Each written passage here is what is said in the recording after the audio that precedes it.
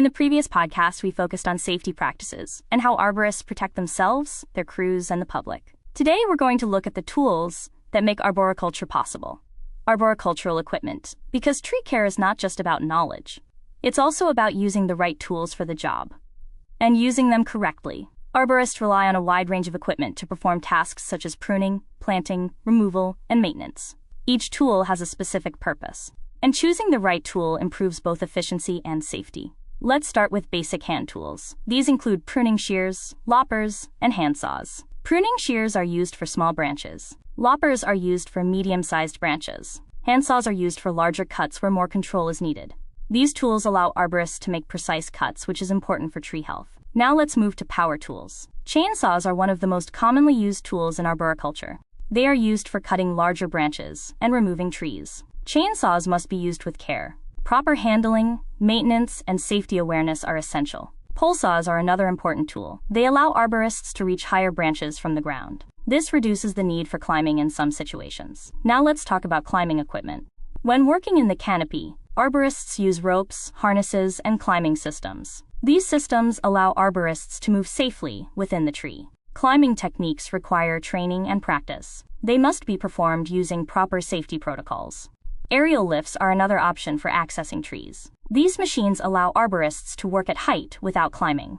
They are especially useful in urban environments where space allows for equipment access. Now let's consider rigging equipment. Rigging is used during pruning and removal to control the movement of branches and tree sections. Ropes, pulleys, and lowering devices are used to guide falling materials safely to the ground.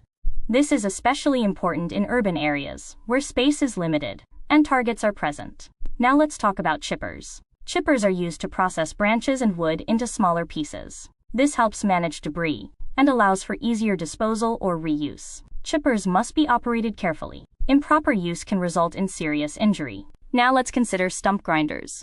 After a tree is removed, the stump may remain. Stump grinders are used to remove the stump and allow for replanting or site restoration. Now let's talk about maintenance. Tools must be maintained regularly. Sharp tools make cleaner cuts, which are better for tree health. Dull tools can damage tissue and increase the risk of disease. Equipment should be inspected to ensure it is functioning properly. Now let's connect tool use to arboricultural principles. Using the right tool is not just about convenience. It affects the quality of work. For example, making a clean pruning cut supports proper compartmentalization. Using improper tools can lead to poor cuts and increased decay. Now let's connect this to urban forestry. Efficient use of tools allows arborists to manage large tree populations effectively. It also supports safety and reduces the risk of accidents. For the ISA Urban Forest Professional exam, focus on tool selection and use. You should understand the purpose of different pruning tools, basic chainsaw and equipment, safety concepts, the role of climbing and rigging equipment, and the importance of tool maintenance. Questions may involve selecting appropriate tools for specific tasks. Tools are an extension of the arborist's knowledge and skill. Used correctly, they allow arborists to care for trees efficiently and safely. In the next podcast, we'll continue with arboricultural practices by exploring tree care standards and how industry guidelines ensure consistent and professional tree management. You've been listening to the Arborist-podcast. Our goal is to grow our collective knowledge, one domain at a time. If you enjoyed the podcast, please like, share, and subscribe to help us keep this momentum. Until next time, let's keep growing this community together.